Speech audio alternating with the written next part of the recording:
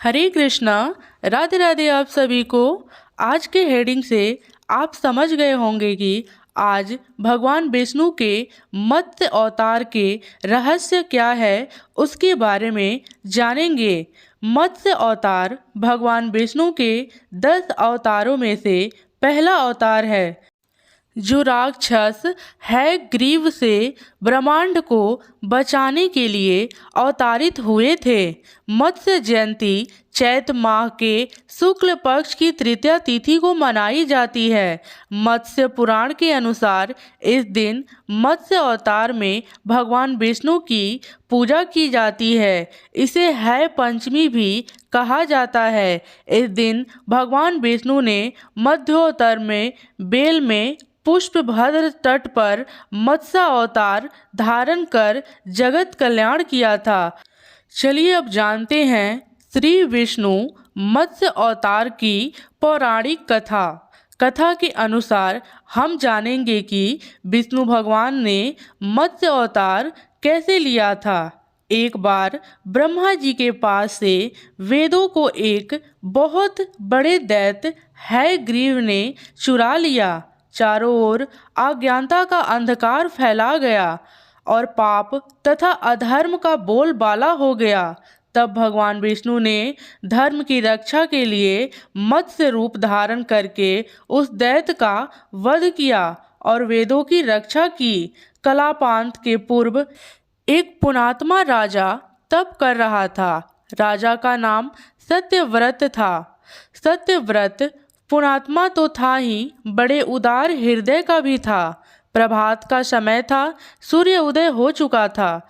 सत्यव्रत कृतिमाला नदी में स्नान कर रहा था। उसने स्नान करने के पश्चात जब तर्पण के लिए अंजलि में जल लिया तो अंजलि में जल के साथ एक छोटी सी मछली भी आ गई। जैसे ही सत्यव्रत ने मछली को नदी के जल में छोड़ना चाहा, मछली बोली, राजन, जल के बड़े बड़े जीव छोटे छोटे जीवों को मारकर खा जाते हैं। अवश्य कोई बड़ा जीव मुझे भी मारकर खा जाएगा। कृपा करके मेरे प्राणों की रक्षा कीजिए।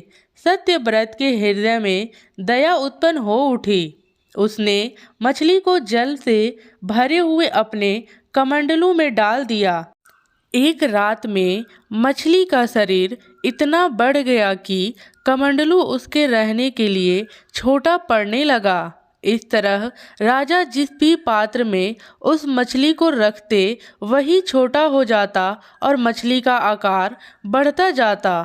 तब सत्यव्रत ने मछली को निकालकर एक सरोवर में डाल दिया, किंतु सरोवर भी मछली के लिए छोटा पड़ गया। इसके बाद सत्यव्रत ने मछली को नदी में और फिर उसके बाद समुद्र में डाल दिया। आश्चर्य, समुद्र में भी मछली का शरीर इतना बढ़ गया कि मछली के रहने के लिए वह छोटा पड़ गया। अतः मछली पुनः सत्यव्रत से बोली, राजन, यह समुद्र भी मेरे रहने के लिए उपयुक्त नहीं है। मेरे रहने की व्यवस्था कहीं और कीजिए। सत्यव्रत विस्मित हो उठा। उसने आज तक ऐसी मछली कभी नहीं देखी थी।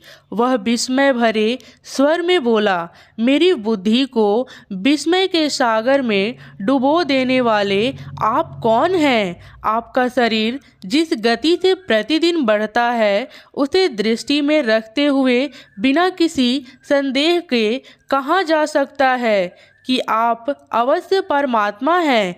यदि यह बात सत्य है तो कृपा करके बतलाइए कि आपने मत्स्य का रूप क्यों धारण किया है। सचमुच वह भगवान श्री हरि ही थे। मत्स्य रूपधारी श्री हरि ने उत्तर दिया, राजन, एक दैत्य ने वेदों को चुरा लिया है। जगत के चारों ओर अज्ञान और अधर्म का अंधकार फैला हुआ है। मैंने हैग्रीव को मारने के लिए ही मत्स्य का रूप धारण किया है। आज से 7वें दिन सारी पृथ्वी पानी में डूब जाएगी। जल के अतिरिक्त कहीं कुछ भी दृष्टिगोचर नहीं होगा। आपके पास एक नाव पहुँचेगा।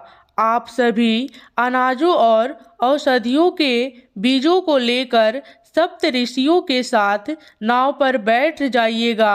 मैं उसी समय अपने पुनः दिखाई पड़ूंगा और आपको आत्म तत्व का ज्ञान प्रदान करूंगा। सत्यव्रत उसी दिन से श्री हरि का स्मरण करते हुए प्रलय की प्रतीक्षा करने लगे। 7वें दिन प्रलय का दृश्य उपस्थित हो उठा। जल उमड़ कर अपनी सीमा से बाहर बहने लगा।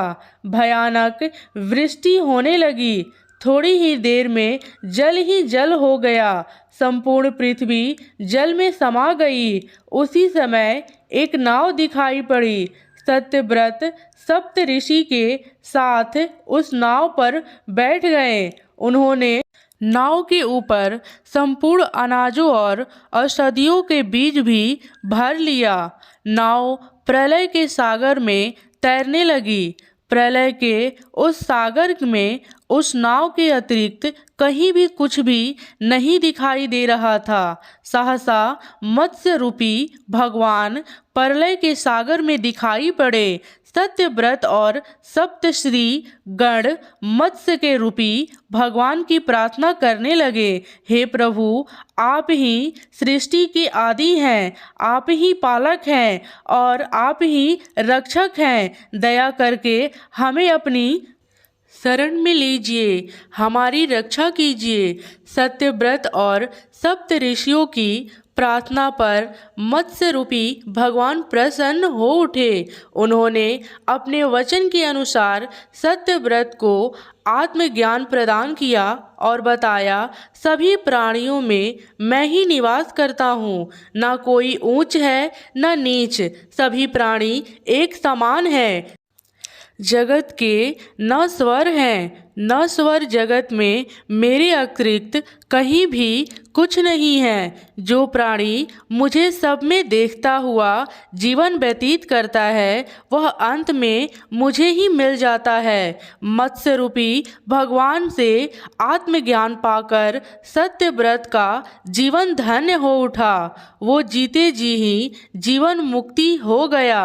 प्रलय की प्रकोप शांत होने पर मत्स्य रूपी भगवान ने उस दैत्य को मारकर उससे वेद छीन लिया। भगवान ने ब्रह्मा जी को पुनः वह वेद दे दिया। इस प्रकार से श्री हरि ने मत्स्य का अवतार लिया और पूरे जगत की रक्षा किया। जय श्री राधे। हरि बोल। राधे राधे।